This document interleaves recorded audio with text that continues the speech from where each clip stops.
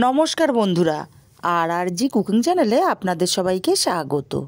আজকে নিয়ে হাজির হয়ে গেলাম শীতের সবজি দিয়ে মানে মূলো শাকের একটা অসাধারণ রেসিপি নিয়ে। গরম ধোয়া ওটা ভাতে অসাধারণ লাগে খেতে। এখানে এক আটি মূলো শাক আমি নিয়ে নিয়েছি। এখন মূলো শাকটাকে বেছে নিতে হবে। যে পোকা পাতাগুলো আছে বা পচা পাতাগুলো আছে আমি সেগুলো ফেলে দিয়ে শাকটাকে বেছে নেব। আর এই শাকটা চেষ্টা করতে হবে কচি শাক নেওয়ার জন্য। আমার শাকটা বাছা হয়ে গেছে। এখন শাকটা আমি গোড়ার দিকটা অনেকটা বাদ দিয়ে কচি অংশটা নিয়ে নেব। মূলো শাক এইভাবে একদিন রান্না করে দেখবেন, খেতে স্বাদে হয় অসাধারণ। যদি আপনারা বাড়িতে বানিয়ে থাকেন, কেমন খেলেন সেটা কমেন্ট করে জানাতে ভুলবেন না। শাকটা বেছে নিয়ে কুচিয়ে খুব ভালো করে ধুয়ে নিয়েছি। এখানে দিয়ে দেবো হাফ চামচ পরিমাণে লবণ।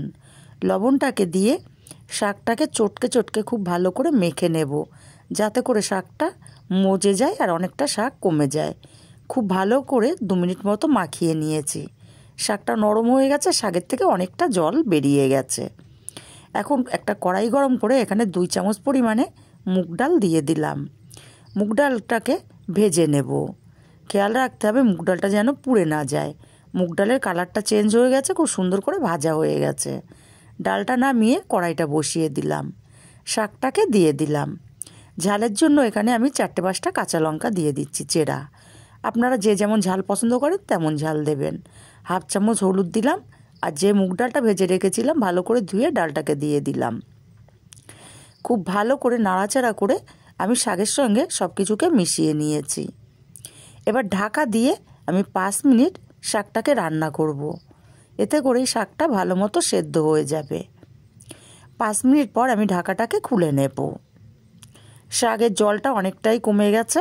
শাকটা খুন্তি দিয়ে চেপে চেপে দিতে হবে, যাতে শাকটা ভালো মতো মিশে যায়। আর ডালটা কিন্তু গলে যাবে না, শাকের জলে ডালটা ভালো মতো সেদ্ধ হয়ে যাবে, গোটা থাকবে। শাকটাকে নামিয়ে কড়াই পরিষ্কার করে আবারও কড়াইটা বসিয়ে দিলাম। 1 চামচ পরিমাণে এখানে তেল দিয়ে দিলাম। 2টো শুকনো লঙ্কা দিলাম ফোড়নে, হাফ চামচ কালো জিরে, আর দেব 1 চামচ থেতো করা রসুন। যারা রসুন পছন্দ করেন না তারা রসুনটা অবশ্যই স্কিপ করবেন। রসুনটাকে ভেজে নিয়েছি, রসুনের কালারটা হালকা চেঞ্জ হয়ে গেছে। এখন এখানে শাকটাকে দিয়ে দেব।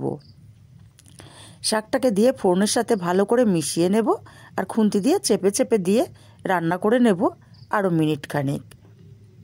1 মিনিট রান্না করে নিয়ে এখানে হাফ চামচ পরিমাণে চিনি দিয়ে দিলাম।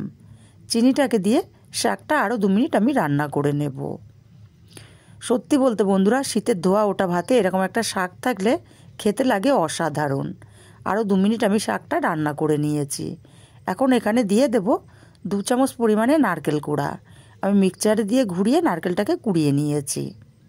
নারকেল কোড়াটাকে দিয়ে ভালো করে নাড়াচাড়া করে মিশিয়ে আমি আরও মিনিট খানিক রান্না করে নেব।